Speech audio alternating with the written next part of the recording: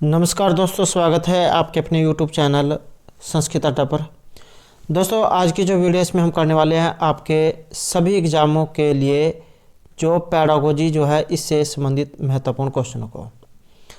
और ये पैडागोजी जो आपके सभी एग्ज़ामों के लिए महत्वपूर्ण रहेगी, चाहे आपका इसमें हाल ही में KVS का एग्ज़ाम है या CTET का एग्ज़ाम है या जो हरियाणा में नई वैकेंसी आएगी TGT वालों की।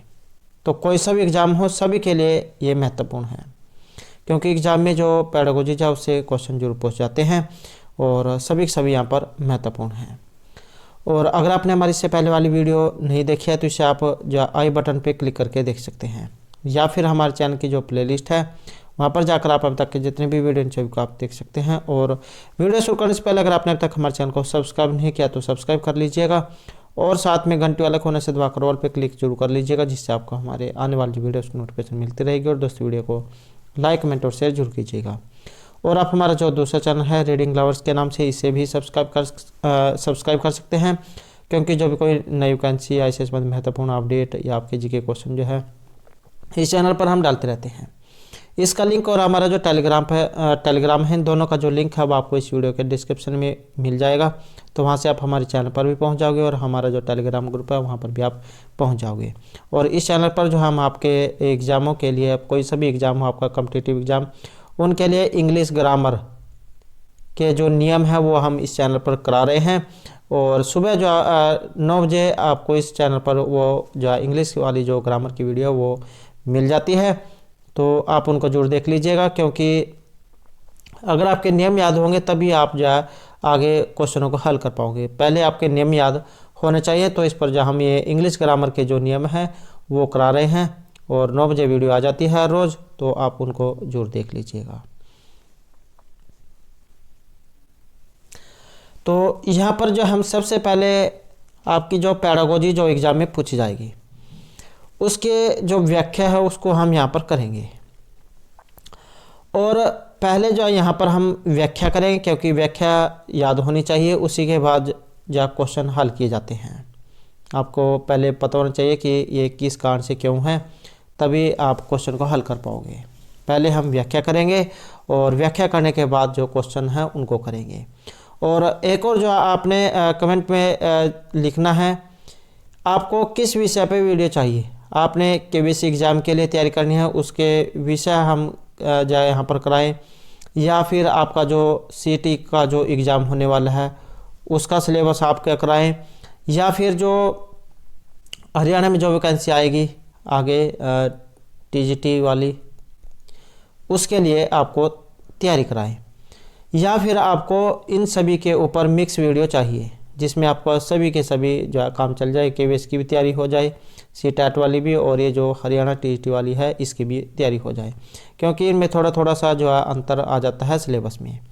और इस वीडियो के बाद में हम आपका जो KVS का जो एग्ज़ाम है उसका संस्कृत का जो सिलेबस आया हुआ है वो भी जो हम इस वीडियो के बाद में देखेंगे। और तो आप जो है हमारे साथ बने रहिएगा, और इसका सिलेबस भी और साथ में जो आपका एग्ज़ाम में जो पूछा जाएगा, जो बुक जो है जिसमें से आपके पूछा जाएगा, वो भी जो हम इस वीडियो के अंत में देखेंगे। तो आप हमारे साथ अंत तक बने रहिएगा। पहले हम यहाँ पर व्याख्या जो है उनको देख लेते हैं। तो यहाँ पर जो है कुछ कि विभिन्न आयोग एवं समितियों की जो सिफारिशें बताई गई है। तो ये जो केंद्र की जो सरकार है इसके द्वारा निर्मित विभिन्न समितियों में भाषा नीति के बारे में सिफारिश की गई है, जिनमें त्रिभाषा सूत्र सबसे प्रमुख बताए गए हैं। और संस्कृत का जो पाठ्यक्रम है इसमें स्थान निर्धारण करने के लिए विभिन्न आयोगों और समितियों का गठन किया गया है, वो जो यहाँ पर बताई गई है। इसमें कौन कौन सी है तो वो देख सकते हैं यहाँ पर। पहली जो आपकी राधा कृष्णन आयोग है 1948 से 1949 तक। इस आयोग को विश्वविद्यालय आयोग भी कहा जाता है और इसके अनुसार पाठ्यक्रम में संस्कृत भाषा का समुचित स्थान होना चाहिए, और इसके जो अध्यक्ष थे वो डॉक्टर राधा कृष्णन थे। उसके बाद दूसरा जाता आपका माध्यमिक शिक्षा आयोग, ये है 1952 से 1953 तक, और इस आयोग को मुदालय जो आयोग ये भी कहा जाता है, और इसके अनुसार विद्यालय पाठ्यक्रम में संस्कृत भाषा भी जुड़ जानी चाहिए। और उसके बाद तीसरा जाता है हमारा यहाँ पर संस्कृत आयोग 1956 से 1957। संस्कृत आयोग ने संस्कृत भाषा के अनुसार संस्कृत संरक्षण और संवर्धन के लिए सुझाव दिए थे। उसके बाद आ जाता है नंबर 4 में शिक्षा आयोग 1964 से 1966 तक। इसे कोठारी आयोग जो है इसके नाम से भी जाना जाता है, और DS कोठारी की अध्यक्षता में इस आयोग ने सिफारिश की थी कि संस्कृत शिक्षण के महत्व को देखते हुए राष्ट्रीय शिक्षण प्रणाली में संस्कृत का विशेष स्थान होना चाहिए। आपको पता ही है संस्कृत का जो है अब किस लेवल पर ये आ गई है, और इसकी जो महत्ता वो कम होती जा रही है, क्योंकि अब जो स्कूल जो है उसमें भी इसको जो निजी कम जो कक्षाएं हैं उसी तक माना गया है। तो इसका भी जिस प्रकार और जो हिंदी इंग्लिश मैथ की जो क्लास होती है उसी तरीके से यहाँ पर जो संस्कृत है इसे भी माना जाना चाहिए। उसके बाद नंबर 5 है यहाँ पर राष्ट्रीय शिक्षा नीति में संस्कृत का स्थान क्या है। 1968 और 1986 में जो नवीन शिक्षा आई थी, नवीन शिक्षा नीति जो थी, अब तो जो है शिक्षा नीति नई आ गई है, तो ये पुराने वाली जो शिक्षा नीति है। विश्वविद्यालय स्तर पर संस्कृत का अध्ययन एवं अनुसंधान कार्य होना चाहिए। संस्कृत ग्रंथों का अन्य भाषाओं में अनुवाद किया जाना चाहिए। भारत में संस्कृत, पाली, प्राकृत एवं अन्य शास्त्रीय भाषाओं में संबंध स्थापित किए जाए। और 14 अक्टूबर 1974 में राष्ट्रीय शिक्षा सम्मेलन के उद्घाटन भाषण में उपराष्ट्रपति डॉक्टर BD जत्ती ने संस्कृत महत्व के विषय में कहा था कि संस्कृत भाषा में पुरातन विचारों की समाहिका और शैक्षिक संस्कृति परंपराओं की ये संरक्षिका है। तो ये 14 अक्टूबर 1974 को कहा था, उस समय जो उपराष्ट्रपति थे। उसके बाद यहाँ पर त्रिभाषा जो सूत्र हैं इनके बारे में अगर एग्जाम में पूछ लिया जाए तो त्रिभाषा सूत्र में जो संस्कृत का स्थान क्या है। त्रिभाषा सूत्र के अंतर्गत विद्यालय में 3 भाषाओं की पढ़ाई अनिवार्य होनी चाहिए। सबसे प्रथम नंबर पर आपकी जो मातृभाषा है, सबसे पहले क्या है, मातृभाषा में पढ़ने के लिए ही कहा जाता है, इसी में पढ़ाया जाना चाहिए, क्योंकि इसमें बच्चा सबसे पहले आसानी से समझ सकता है। दूसरे नंबर पर आ जाती है आपके यहाँ पर हिंदी भाषा, और तीसरे नंबर पर है आपकी अंग्रेजी या फिर संस्कृत भाषा। हिंदी भाषा क्षेत्र के लिए अर्थात जहाँ मातृभाषा हिंदी हो। तो इस प्रकार से आपके त्रिभाषा हैं। और इसके साथ ही केंद्रीय जो विद्यालय इसमें कक्षा 6 से 8 तक संस्कृत को अनिवार्य बनाया गया तथा कक्षा 9 एवं 10 के लिए ऐच्छिक बनाए गए हैं। और 1988 ईस्वी में केंद्रीय शिक्षा सलाहकार बोर्ड ने अनुशंसा की कि त्रिभाषा सूत्र के अंतर्गत संस्कृत का शिक्षण नहीं होना चाहिए, अर्थात स्वतंत्र रूप से संस्कृत का शिक्षण समाप्त हो। संस्कृत का संयोजन हिंदी A के साथ कर इसके 22% अंक निर्धारित किए गए। उसके बाद संशोधित त्रिभाषा जो सूत्र, इसमें संस्कृत की क्या स्थिति है। तो प्रथम जो स्तर है इसमें सामान्य विद्यालयों में संस्कृत नहीं पढ़ाई जाएगी। संस्कृत विद्यालय में कक्षा 3 से एक विषय के रूप में संस्कृत पढ़ाई जाएगी। और उसके बाद उच्च प्राथमिक स्तर आ जाता है आपका। सामान्य विद्यालय में त्रिभाषा के रूप में सरल संस्कृत का शिक्षण होता है, और संस्कृत विद्यालयों में संस्कृत का अध्ययन एक प्रमुख विषय के रूप में होता है। उसके बाद आ जाते हैं यहाँ पर आपका जो माध्यमिक स्तर है। सामान्य विद्यालय में संस्कृत भाषा के रूप में एवं संस्कृत विद्यालय में द्वितीय भाषा के रूप में संस्कृत का अध्ययन होता है। और उसके बाद आ जाते हैं आपके उच्च प्राथमिक स्तर। तो केंद्रीय शिक्षा विद्यालय में वैकल्पिक एवं स्वतंत्र विषय के रूप में संस्कृत का अध्ययन होता है, और प्रादेशिक शिक्षा में भी इसी स्तर पर वैकल्पिक विषय के रूप में अध्ययन होता है। उसके बाद है यहाँ पर शिक्षण के सिद्धांत, जो वेरी इंपॉर्टेंट है। सिद्धांत ही आपके एग्जाम में पूछे जाएंगे। ये पर हमने बेसिक जानकारी जो थी इसके बारे में पढ़ा था। त्रिभाषा सूत्र क्या है, या संशोधित त्रिभाषा सूत्र में संस्कृत की क्या स्थिति है। अब जो हम यहाँ पर सामान्य सिद्धांत जो है संस्कृत के वो पढ़ेंगे, वेरी इंपॉर्टेंट है, जो आपके एग्जाम में पूछे जाएंगे। तो इनको अब हम देख लेते हैं। तो पहला जो यहाँ पर सिद्धांत आपका आ जाता है ये है स्वाभाविकता का सिद्धांत। भाषा सीखना क्या है, एक जन्मजात प्रवृत्ति है, और भाषा सीखने की क्षमता शैशवावस्था में बहुत तेजी से होती है। यदि जीवन की आरंभिक अवस्था में बच्चा विभिन्न भाषाएं बोलने वाले लोगों के संपर्क में रहता है तो कई भाषाओं का ज्ञान उसे स्वतः ही हो जाता है। इसलिए भाषा सीखने के लिए उपलब्ध वातावरण अत्यंत महत्वपूर्ण है। ये वातावरण जो है सबसे महत्वपूर्ण माना गया है, क्योंकि जहाँ का किसी का परिवार का माहौल या उसके आस पड़ोस का जैसा वातावरण होगा, बच्चे का जो प्रभाव हो सबसे ज़्यादा उनके ऊपर पड़ेगा। तो ये वातावरण जो है, वातावरण का प्रभाव बच्चे के ऊपर बहुत अधिक होता है। आरंभिक अवस्था में संस्कृत के लिखित पक्ष की अपेक्षा मौखिक पक्ष पर अधिक बल देना चाहिए। तो ये है आपका स्वाभाविकता का सिद्धांत कि भाषा क्या है कि ये जन्मजात प्रवृत्ति है। और शैशवावस्था में जो विकास और तेजी से होता है, क्योंकि इसे एक कोरे जो कागज होता है उसके समान बताया गया है। जो भी आप लिखोगे उस पर वही लिखा जाएगा, वही छप जाएगा। उसके बाद आ जाती है हम यहाँ पर दूसरे नंबर की आपके अभ्यास तथा प्रयोगों का सिद्धांत। तो भाषा क्या एक कला है और इसे सीखने के लिए निरंतर अभ्यास जो होता है उसकी जरूरत होती है, जो कि व्यवहार में प्रयोग के द्वारा ही संभव है। और इसमें शुद्ध उच्चारण का अभ्यास एवं शुद्ध लेखन का अभ्यास ये समाहित है। अभ्यास रुचिपूर्ण, सतत एवं क्रमबद्ध होना चाहिए, जिससे कि भाषा शिक्षण सरल हो सके। तो ये है आपका अभ्यास और प्रयोग का सिद्धांत। आप किसी भी कार्य को जितना ज़्यादा करोगे उतने जल्दी आप सीखोगे और उतनी अच्छे तरीके से आप उसे सीख पाओगे। उसके बाद आ जाता है आपका यहाँ पर तीसरे नंबर वाला रुचि का सिद्धांत। अब जो ये तीसरे नंबर वाला जो है यहाँ पर रुचि का सिद्धांत, ये क्या है? तो जिस कार्य में रुचि हो उसे करना अधिक सरल हो जाता है। इसलिए अध्यापक के लिए परम आवश्यक है कि वह पाठ को रुचिकर और आकर्षक बनाए। अंत्याक्षरी, वाद विवाद, भाषण, निबंध, सस्वर वाचन आदि पाठ सहगामी क्रियाओं के आयोजन के द्वारा संस्कृत शिक्षण को रोचक और आकर्षक बनाया जा सकता है। इसके साथ साथ संस्कृत शिक्षण में दृश्य श्रव्य सामग्री का उपयोग कर शिक्षण पाठ को अधिक रोचक और आकर्षक बनाया जा सकता है। जो प्रोजेक्ट वगैरह जो हो गए, या अगर किसी के पास प्रोजेक्ट के उपलब्ध ना हो तो टीवी वगैरह जो होता है उसमें जो कहानी शिक्षण के माध्यम से बच्चों को सिखाया जाए।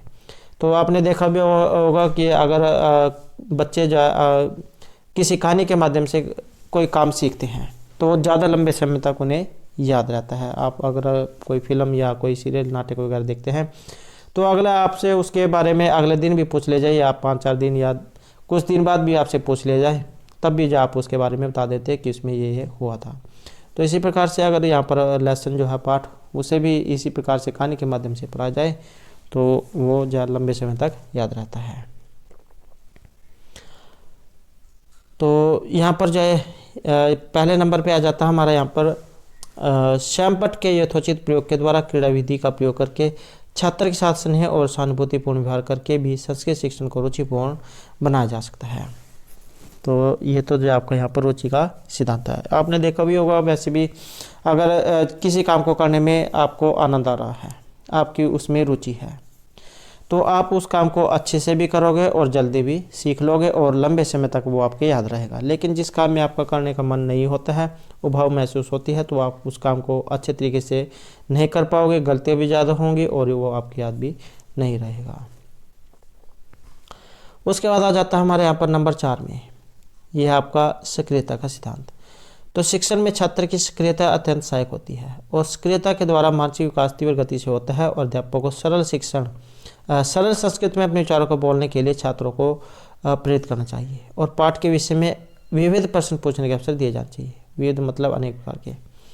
और संस्कृत शिक्षण संबंध पाठ्य से आगामी क्रियाओं में भाग लेने के लिए छात्रों को प्रेरित किया जाना चाहिए और पुस्तकालय में सरल संस्कृत की पुस्तकों को पढ़ने के लिए छात्रों को प्रेरित किया जाना चाहिए। जैसे लाइब्रेरी जो होती है उसमें बच्चों को अगर उपलब्ध हो तो वहाँ पर जोड़ ले जाना चाहिए, जिससे बच्चे के ज्ञान में वृद्धि हो। उसके बाद आ जाते हैं यहाँ पर मौखिक कार्य का सिद्धांत।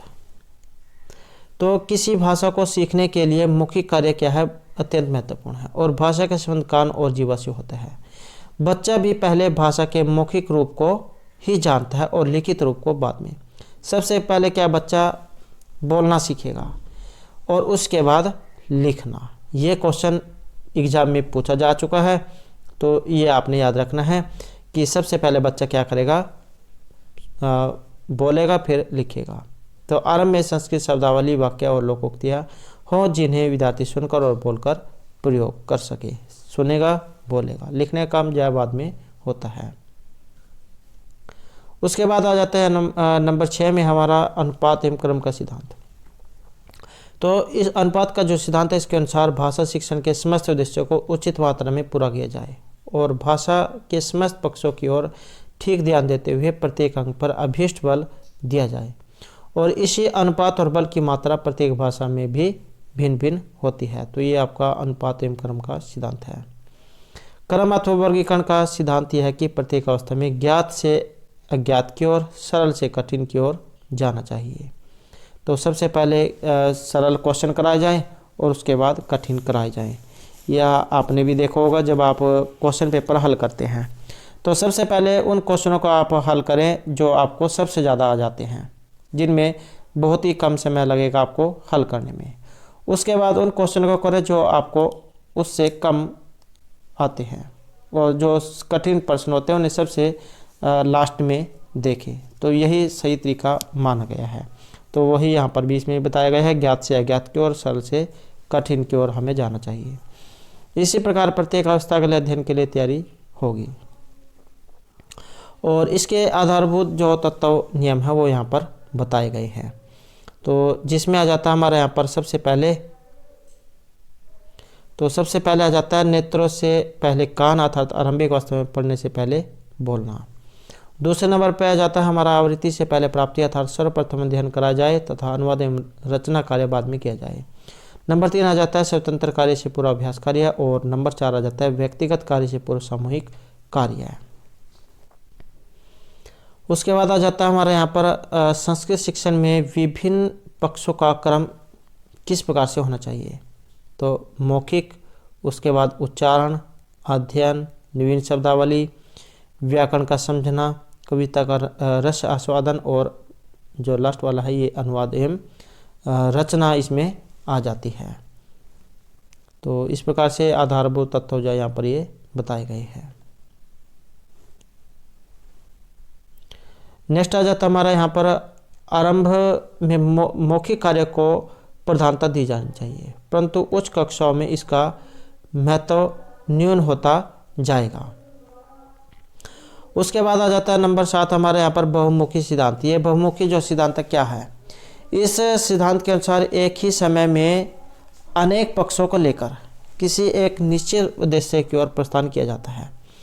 उदाहरण के रूप में सरल उदाहरणों के साथ दीर्घ अथवा संधियों के नियमों की व्याख्या भी की जाए। इस प्रकार उदाहरण के साथ साथ साधारण नियम की प्रामाणिकता भी सिद्ध हो जाती है।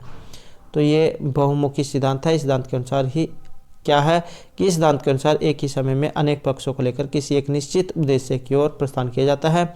उदाहरण के रूप में सरल उदाहरणों के साथ दीर्घ तथा संधियों के नियमों की व्याख्या की जाती है, और इस प्रकार उदाहरण के साथ साथ साधारण नियम के जो प्रामाणिकता है उनको भी सिद्ध किया जाता है। तो इसी प्रकार एक ही शब्द या एक ही अव्याधि को लेकर भिन्न भिन्न संदर्भों में उसकी व्याख्या की जाती है। कोई शब्द हो गया और उसके बारे में अलग अलग उदाहरण दिए जाएं। उसके बाद आ जाता है यहाँ पर आपका नंबर 8 में, यह है आपका व्यक्तिगत भिन्नता का सिद्धांत।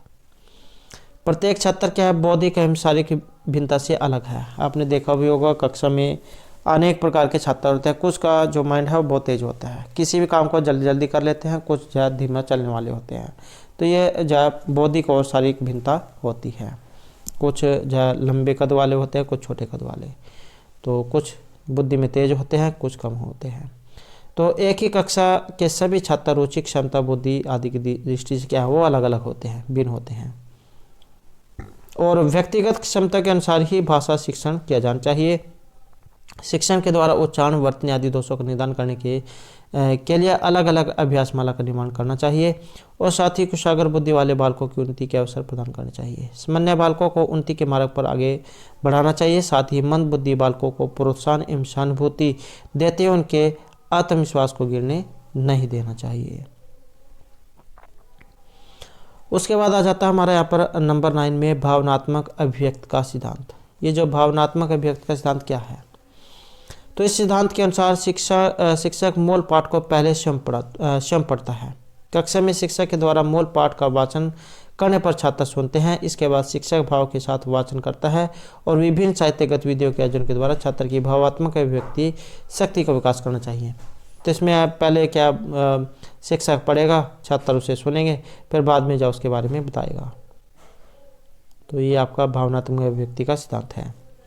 इसके कुछ यहाँ पर उदाहरण बताए गए हैं, जैसे भाव अभिव्यक्ति को प्रोत्साहन देना चाहिए, मुख्य कार्य अधिक से अधिक करवाए जाए, शुद्ध लेखन के अवसर प्रदान करने चाहिए, छात्रों के शब्दकोश में वृद्धि हेतु सहयोग करें और व्याकरण ज्ञान को पोस्ट करें। उसके बाद आ जाता है हमारे यहाँ पर सहभागिता का सिद्धांत। तो सभी विषय एक दूसरे से संबंधित होते हैं, इसलिए लिखित और मौखिक कार्य एक ही समय पर किए जाने चाहिए। अर्थात एक उद्देश्य की पूर्ति के लिए इस उद्देश्य से संबंधित सभी विषयों पर ध्यान देना चाहिए। इसका कहने का अर्थ क्या है? सहभागिता का सिद्धांत कि सभी विषय एक दूसरे से संबंधित है, इसलिए लिखित और मौखिक पहले जो आपने पढ़ाया है उसका लिखित में भी थोड़ा सा काम कराया जाए, या जो लिखित में है वो मौखिक में भी बताया जाए, तो दोनों से संबंधित यहाँ पर बताया गया है। तो पहले नंबर पे आ जाता है यहाँ पर संवेद स्वर में श्लोकों एवं बाल गीतों का वाचन करवाया जाना चाहिए। जो श्लोक जो होते हैं, पद्य जो होते हैं, उनको जो सहस्वर उनका वाचन किया जाए। नंबर 2 आ जाता है यहाँ पर संभाषण शिविरों का आयोजन किया जाना चाहिए। नंबर 3 आ जाता है संस्कृत शिक्षण में क्रीड़ा विधि का उपयोग किया जाना चाहिए। नंबर 4 आ जाता है यहाँ पर आपका जटिल वाक्यों का उच्चारण अभ्यास के अवसर प्रदान करना। नंबर 5 आ जाता है अंताक्षरी, वाद विवाद, भाषण, निबंध लेखन, सहस्वर वाचन आदि पाठ्य सहगामी क्रियाओं से संस्कृत शिक्षण रुचिकर होना। तो इस प्रकार से यहाँ पर आ जाता है। उसके बाद आ जाता है हमारे यहाँ पर ये शिक्षण सूत्र क्या है। तो शिक्षण सूत्र वे सूत्र होते हैं जिनसे शिक्षण को सरल, सरस, रुचिकर एवं सुगम बनाया जा सकता है। अध्यापक इन मनोवैज्ञानिक आधार पर बनाए गए शिक्षण सूत्रों का उपयोग का संस्कृत शिक्षण को सफल बना सकता है।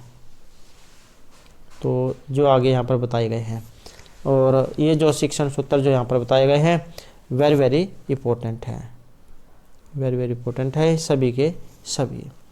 पहले नंबर पे आ जाता है आपका ज्ञात से अज्ञात की ओर। ये शिक्षण सूत्र आपको एग्जाम में देखने को मिलेंगे कि इनमें से कौन कौन से हैं या कौन से नहीं हैं या किस में क्या बताया गया है। तो वो अब हम यहाँ पर देख लेते हैं। ये आपका नोन टू अननोन, मतलब ज्ञात से अज्ञात की ओर। इस सूत्र के अनुसार प्राप्त ज्ञान पूर्व ज्ञान, पूर्व अनुभव के आधार बनाकर अज्ञात की ओर पहुँचने का प्रयास करना चाहिए। उदाहरण के रूप में मातृभाषा में अनेक संस्कृत शब्दों के प्राप्त ज्ञान को आधार बनाते हुए इस शब्द भंडार की पृष्ठभूमि पर व्याकरण, अनुवाद तथा बोलचाल आदि को सुगमतापूर्वक आरंभ किया जा सकता है। तो ये ज्ञात से अज्ञात की ओर। पहले जो आप किसी वस्तु के बारे में जानते हैं उसके बारे में बताएं और उसके बाद अज्ञात की ओर चलें जिसको आप नहीं जानते हैं। कि इस सूत्र के अनुसार प्राप्त ज्ञान, ये पूर्व ज्ञान, पूर्व अनुभव का आधार बनाकर अज्ञात की ओर पहुंचने का प्रारंभ करना चाहिए। उदाहरण के रूप में मातृभाषा में अनेक संस्कृत शब्दों के प्राप्त ज्ञान को आधार बनाते हुए शब्द भंडार की पृष्ठभूमि पर व्याकरण, अनुवाद, बोलचाल आदि को सुगमता पूर्वक आरंभ किया जा सकता है। सबसे पहले जो पाठ में शब्दार्थ, वर्ड मीनिंग होते हैं उनके बारे में बताया जाए और उसके बाद फिर आगे उन्हें जो भी कुछ पद्यांश वगैरह ये पाठ जो पढ़ाया जाए वो उसके बाद कराया जाए। इसी प्रकार संख्यावाचक शब्दों को जब तक व्याकरण या गद्य पाठों में न पढ़ लिया जाए तब तक उनका प्रयोग नहीं सिखाना चाहिए। दूसरा आ जाता है यहाँ पर आपका सरल से कठिन की ओर, यह है सिंपल टू कॉम्प्लेक्स। तो इसका तात्पर्य है कि ज्ञात से अज्ञात की ओर सरल शब्द एवं वाक्य खंड, व्याकरण के सरल एवं सुगम नियमों की व्याख्या सर्वप्रथम होनी चाहिए। उदाहरण के लिए शब्दावली सिखाते हुए सर्वप्रथम आधारभूत शब्द भंडार की ओर ध्यान देना चाहिए। उसके बाद शब्दावली का वर्गीकरण जरूर कराया जाना चाहिए और संस्कृत क्रियाओं की शब्दावली सिखाते हुए भुआदि, तुदादि, दिवादि, चुरादि आदि वर्गों को अपनी सरलता के कारण सर्वप्रथम पढ़ाना चाहिए। काल तथा लकारों के विषय में भी लट, लिट, लट, लंग और विदलिंग को सर्वप्रथम पढ़ाना चाहिए। कहने का अर्थ यह है कि सबसे पहले आपके शब्द रूप, धातुएं ये जो है ये याद होनी चाहिए। उसके बाद फिर ये भुआदि, तुदादि, ये दिवादि ये आप जो है कराए जाने चाहिए। ये गण हैं आपके जो 10 माने गए हैं, संस्कृत में ये 10 गण हैं। उसके बाद आ जाता है हमारे यहाँ पर स्थूल से सूक्ष्म की ओर। तो संस्कृत शिक्षण में स्थूल वस्तुओं को पहले प्रस्तुत करना चाहिए। उसके बाद संस्कृत शिक्षण में स्थूल वस्तुओं को पहले प्रस्तुत करना चाहिए और उसके बाद उनका सूक्ष्म विश्लेषण प्रस्तुत करना चाहिए। क्या कि संस्कृत शिक्षण में स्थूल वस्तुओं को पहले प्रस्तुत करना चाहिए और उसके बाद सूक्ष्म विश्लेषण प्रस्तुत करना चाहिए। उदाहरण के लिए पहले वर्णात्मक निबंध को बताया जाए, उसके बाद भावात्मक निबंध को बताया जाए। व्याकरण की सूक्ष्म बातों को पढ़ाते हुए पहले पाठ्यपुस्तक अथवा मौखिक रूप से परिचित स्थूल उदाहरणों से आरंभ करना चाहिए। उदाहरण से नियम की ओर जाना ही प्राकृतिक विधि है। तो जैसे कोई पढ़ा जा रहा, आप कोई भी लेसन पढ़ा रहे हैं तो उससे संबंधित कोई भी घटना या उदाहरण उनको बताया जाना चाहिए। तो स्थूल से सूक्ष्म की ओर।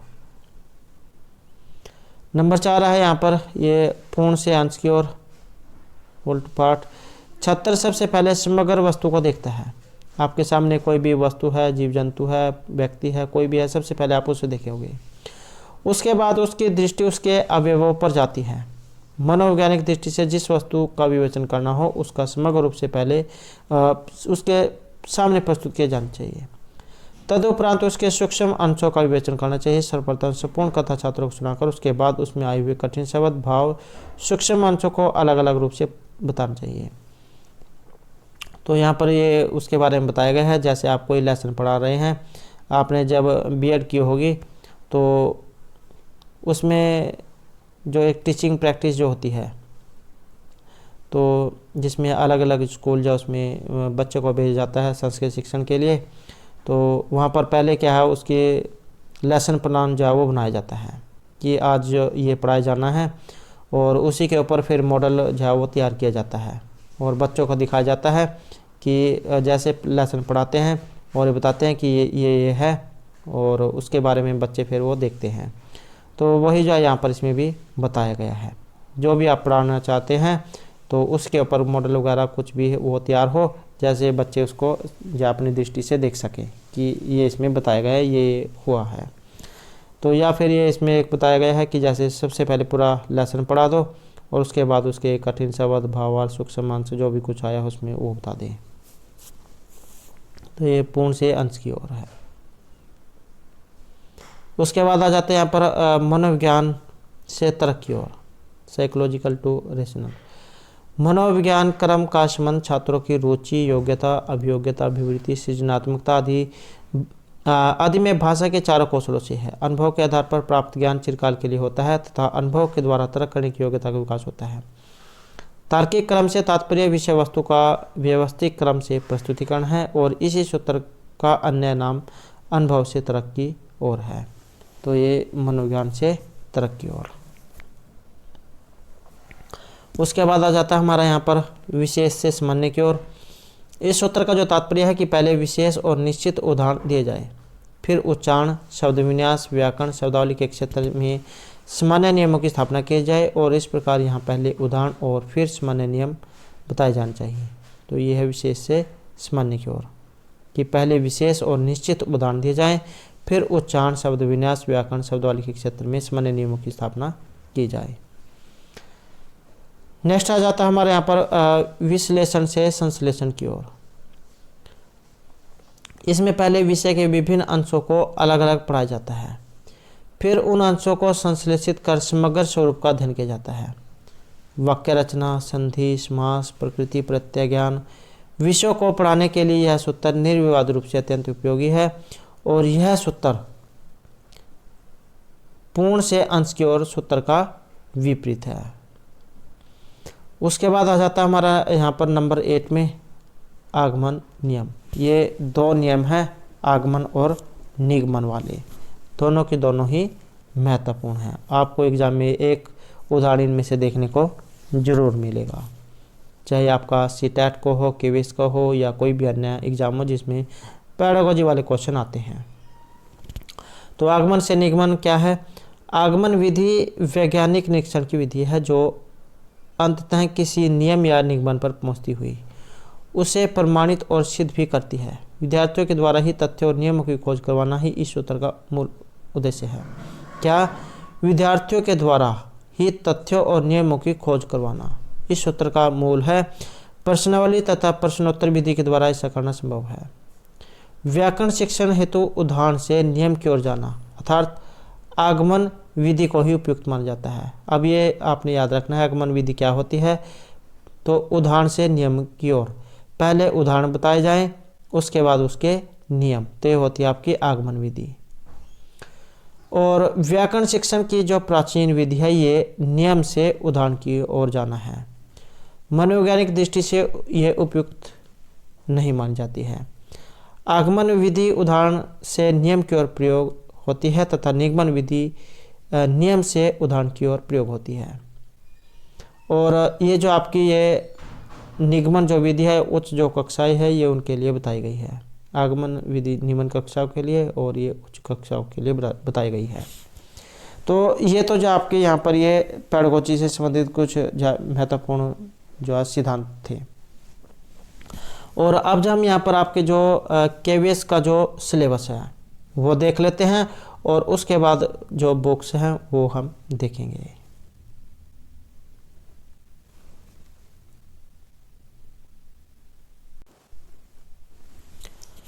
और ये जो हमारा यहाँ पर आपका जो सिलेबस है ये आ चुका है। ये आपका केवीएस का जो एग्ज़ाम हाल ही में होगा टीजीटी वाला उसका सिलेबस है। इसके ऊपर जो हमारे द्वारा पहले भी जो वीडियो बनाई गई है और अगर आपने वो वाली वीडियो नहीं देखी है तो इसे आप जो हमारे चैनल की प्लेलिस्ट में मिल जाएगी या फिर हमारा जो टेलीग्राम ग्रुप है उसमें आपको ये वाली वीडियो मिल जाएगी, तो वहाँ पर भी आप जाकर देख सकते हैं। तो यहाँ पर देखो इसमें क्या कहा गया है, ये आपके टीजीटी संस्कृत का है कि विशेष पाठ्यक्रम में एनसीईआरटी सीबीएसई पाठ्यक्रम में दिए गए कक्षा 6ठी और 10वीं तक की पुस्तकों में अंतर्निहित अवधारणा संकल्पना सम्मिलित है। हालांकि प्रश्नों के माध्यम से उपरोक्त अवधारणाओं और अनुप्रयोगों की स्नातक स्तर की गहन समझ का आकलन इसमें किया जाएगा। तो क्या क्या पूछा जाएगा, रुचिरा भाग प्रथम एनसीईआरटी नई दिल्ली द्वारा जो प्रकाशित है जिसमें शब्द परिचय हो गए आपके, और ये विद्यालय वृक्ष समुद्र तट ये पुस्तक है आपकी उसमें से बताया गया है। और उसके बाद ये रुचिरा भाग द्वितीय भाग है इसका, सुभाषित हो गए दुर्बुद्धि विनश्यति ये, और स्वावलंबनम पंडित रमाबाई सदाचार संकल्प ये पुस्तक है उसमें से बताया गया है सिलेबस ये।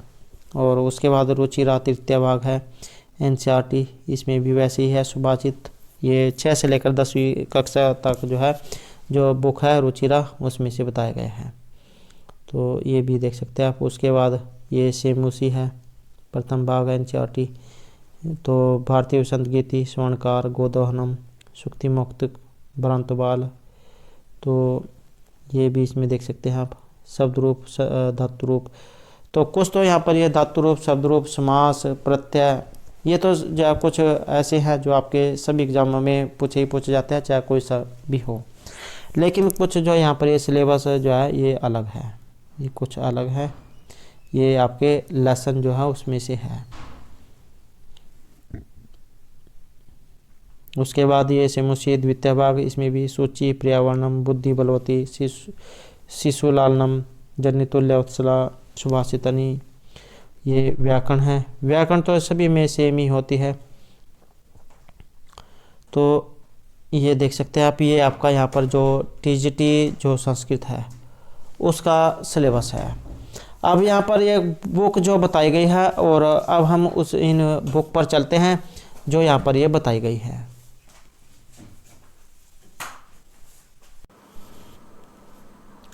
तो ये जो आपकी यहाँ पर बुक जो है ये आ चुकी है, ये देख सकते हैं आप यहाँ पर सेम उसी द्वितीय भाग, ये आपकी 10वीं जो कक्षा है उसकी बुक है। और इसी प्रकार से आपकी जो अन्य कक्षाएं हैं 6, 7, 8, 9 इनकी भी यहाँ पर बुक है, तो इसमें भी देख सकते हैं आप। ये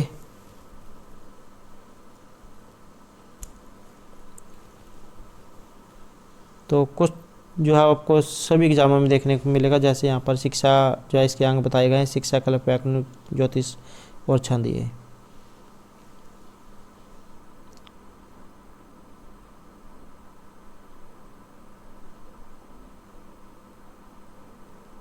और ये आपका जो लेसन है धातव्य बिंदु है सूची पर्यावरण बुद्धि बलवती, इसके बारे में जो आगे भी बताया गया है।